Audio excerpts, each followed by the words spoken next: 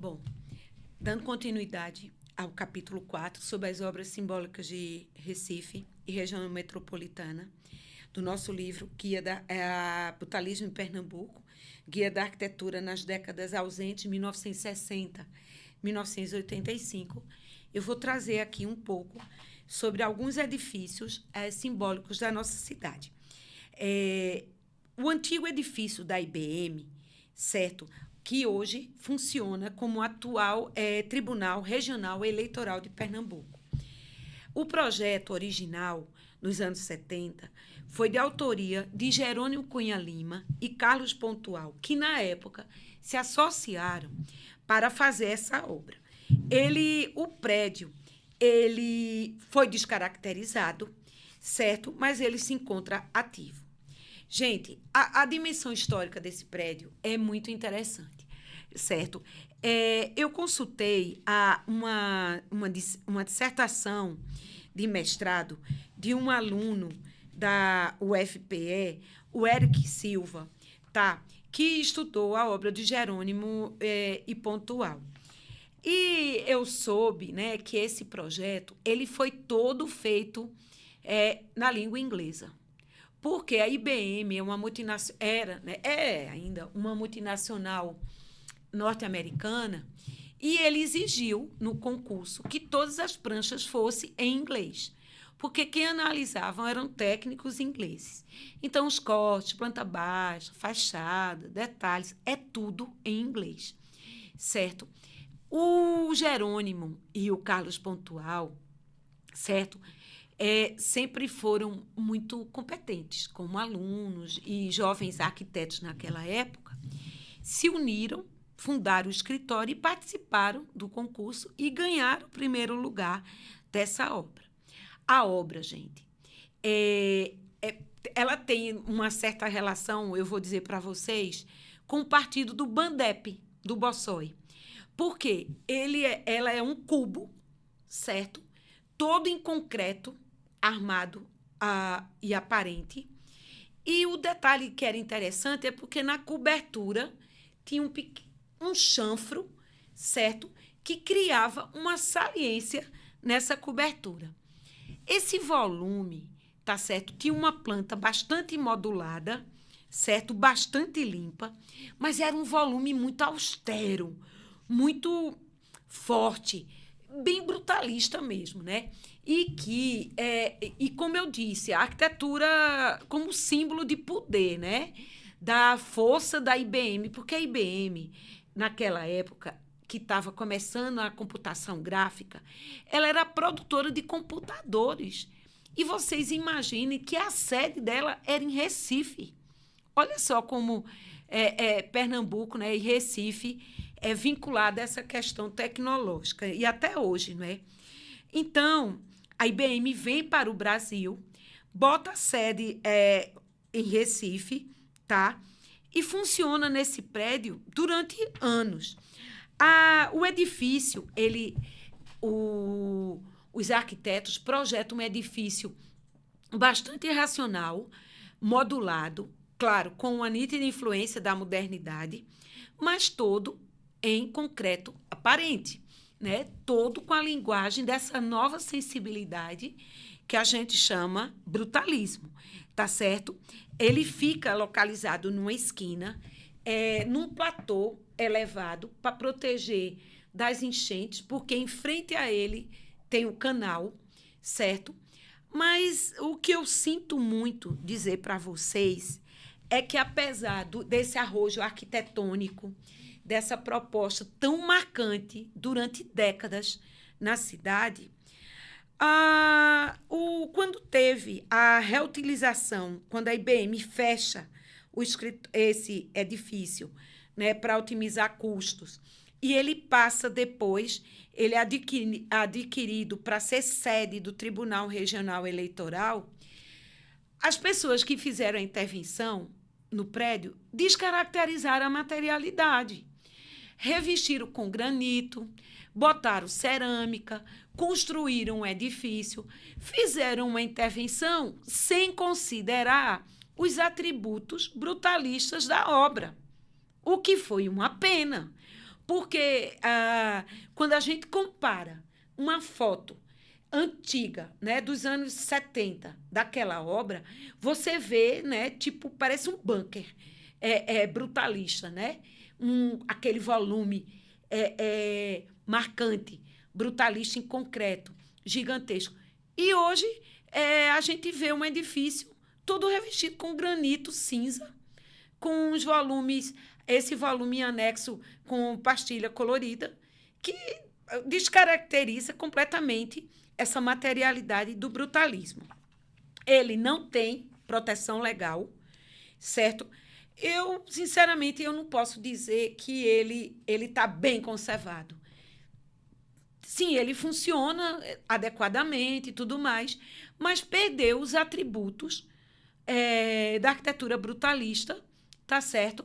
Enquanto obra daquele momento, tá bom? Então, como indicação de leitura, o trabalho do Eric Silva, Arquitetura Pernambucana, a produção do escritório Jerônimo Pontual, entre 71 e 96, é uma dissertação de mestrado que ajudou muito, né, para as pistas sobre essa obra. Bem, outra obra que está na cidade do Recife, certo? E essa vem sendo bem preservada, graças a Deus, e a gestão, certo? Que toma conta do edifício, é a antiga sede da CELP, Companhia Energética de Pernambuco, de Eletricidade, né, de Pernambuco. O projeto é de Reginaldo Esteves e Vital Pessoa de Melo. Reginaldo fez uma parceria com o Vital Pessoa de Melo. Esse projeto, gente, ele fica ali na Avenida João de Barros, no bairro da Boa Vista, e ele é todo aberto para a rua. À sua frente tem um jardim belíssimo, com espelhos d'água, gramado, esculturas lindas, certo? E com uma faixa de oitizeiros que faz o diálogo, a divisão entre a rua, tá certo? Avenida João de Barros, com o prédio. Então, o prédio não tem muros. Ele é convidativo. E o bonito é porque ele fica totalmente aberto e ele está muito bem conservado, certo?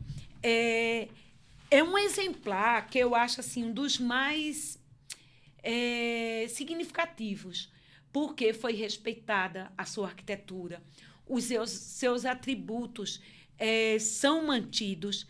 Ele tem um jogo na fachada principal de brise e soleil belíssimos. Inclusive, o Dinauro Esteves trabalhou nesse projeto com o seu tio, Reginaldo, e me contou que tem todo um estudo climático nesse direcionamento, né, dos brises, nada é aleatório. Chama atenção também, tectonicamente falando, do acesso do edifício através de uma escada, tá certo? Que todo em concreto, com detalhe, gente, incrível.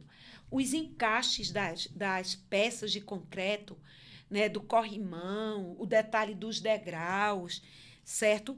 Faz com que essa obra seja, assim, um excelente exemplar e para quem deseja conhecer, ver o que é arquitetura brutalista em Recife. Eu quero pedir que vocês, ao terem acesso ao edifício, observem esse cuidado que o Reginaldo Esteves, que o Vital Pessoa de Melo tiveram com os detalhes arquitetônicos, com os jardins, com as obras de arte. E uma boa notícia que eu dou é que ele é um IEP, um imóvel especial de preservação, pela Prefeitura da cidade do Recife. O DPPC, desde 1997, preserva essa obra, tá certo? Que foi também estudada numa dissertação de mestrado pela arquiteta Clara de Oliveira Reinaldo, intitulada Arquitetura de Vital Pessoa de Melo, onde ela faz, né, um link entre essa parceria do Vital com Reginaldo Esteves. Então, realmente, uma obra maravilhosa, tá? Para ser seguida. Eu vou falar agora de algumas obras que estão presentes no campus universitário da UFPE, tá certo? Da Universidade Federal de Pernambuco. Bom, a Universidade Federal de Pernambuco, ela é o campus ali da cidade universitária, ele é dos anos 50. O Mário Russo, um arquiteto italiano, que veio para Recife ser professor da Escola de Belas Artes, criou o escritório técnico da cidade universitária e convidou os melhores alunos para trabalhar com ele nesse projeto. A partir de então, o escritório técnico da cidade universitária se transformou numa espécie de prefeitura, que tinha uma equipe de professores e alunos que projetavam os prédios para a universidade. O Maurício Castro, que a gente vem falando dele aqui, certo? Era professor do curso de arquitetura e também fez projetos para a prefeitura do campus da UFPE. E esse projeto ele desenvolveu com o arquiteto Antônio Didier, tá certo? A Biblioteca Central da Universidade Federal de Pernambuco, que eu vou falar aqui para vocês, ela fica na avenida principal do campus Reitor Joaquim Amazonas, que é o campus da cidade universitária no Recife, e ela se encontra num estado razoável de conservação, ativa, mantendo o seu uso. Ela foi projetada para ser uma biblioteca, tá certo? E isso é legal, porque até hoje ela mantém esse uso. Ela assim que foi projetada, ficava num terreno bastante amplo, certo? No meio de árvores, tal. E agora foi feito um estacionamento do seu lado, mas ela mantém, de certa forma, todos os atributos de projeto, com a planta modulada, limpa, transparente, com os blocos de acesso, como core, bem determinados. Ela tem 3 pavimentos, tem uma escala assim bem simpática dentro da paisagem universitária e ela é muito usada por toda a comunidade universitária, o que é legal. Esse projeto, as características dele, ele trabalha com uma planta modulada, com pilares e vigas em concreto aparente. E aqui adota como fechamentos das fachadas tijolo aparente. Então, isso também é muito comum no brutalismo pernambucano. O uso de concreto com tijolo aparente. E aí como fechamento das esquadrias, certo? Maurício Castro e Antônio Didier detalharam uns vitrais, certo? Como o da escada, que é belíssimo, se encontra muito mal conservado. Seria bom que a universidade preservasse aquele vitral, bem como umas esquadrias em vidro e ferro, né? Com estrutura em ferro e vidro, né? Fechamentos do restante do prédio. É um prédio que chama atenção, mas que seu estado de conservação requer uma manutenção mais atenta para a limpeza do concreto, que está com muito bolor, com muita sujicidade, muitas manchas negras, devido à falta de manutenção adequada que a prefeitura da universidade vem dedicando-se ao edifício. Um outro edifício aqui dentro do campus da UFPE, e que eu vou aproveitar o link para a gente fechar esse bloco, é o Centro de Artes e Comunicação, o CAC, que eu conheço tão bem, né, pessoal? Porque eu estudei lá minha graduação em arquitetura de 79 a 83. E voltei lá depois para fazer pós e convivo, né, até hoje. É uma paisagem que eu convivo muito, né, com minhas pesquisas, tanto na Biblioteca Central quanto nesse prédio aqui do CAC, onde tem a Biblioteca Joaquim Cardoso.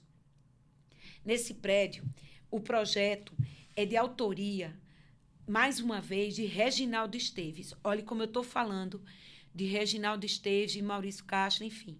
Só que esse projeto, o Reginaldo Esteves faz junto com Adolfo Jorge, certo? E com Dinauro Esteves, tá certo?